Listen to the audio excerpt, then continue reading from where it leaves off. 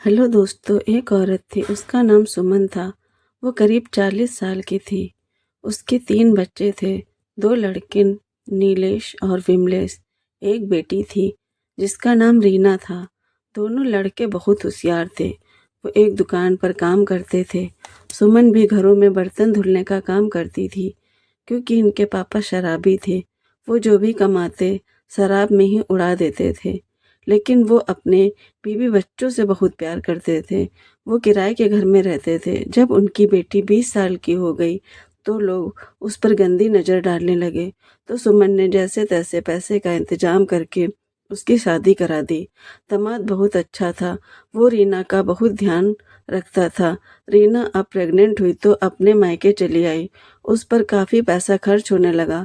शादी में पहले ही इतना कर्जा ले लिया था। लेकिन वो लोग काफ़ी मेहनती थे।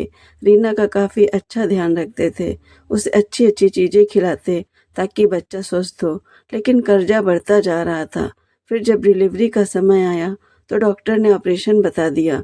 ऑपरेशन में कम से कम 1 लाख रुपए का बिल आया।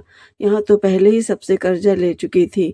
तब मजबूर होकर सुमन ने अपने एक दूर के रिश्ते के देवर से मदद मांगी। उसने रुपए तो तुरंत लाकर दे दिया, लेकिन वो सुमन के घर अक्सर आने जाने लगा। धीरे धीरे वो सुमन से नज़दीकियां बढ़ाने लगा था। वो सुमन की और भी मदद करने लगा था। सुमन को भी उससे प्यार हो गया। फिर क्या, प्यार का सिलसिला शुरू हो गया। कभी वो इनके घर आ जाता, कभी ये बहाने से गांव चली जाती। फिर एक दिन ये बच्चों को स्टेशन पर छोड़कर हमेशा के लिए उसके गांव चली गईं। उसके देवर ने भी अपनी पत्नी को भगा दिया और वो लोग एक पास रहने लगे।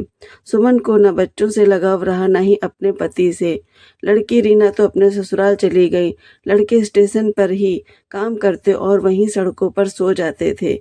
एक दिन सुमन का पति सुमन को लाने गांव गया तो सुमन ने वहां से भगा दिया।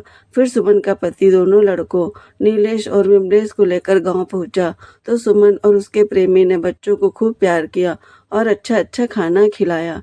उसके पति को भी खिलाया।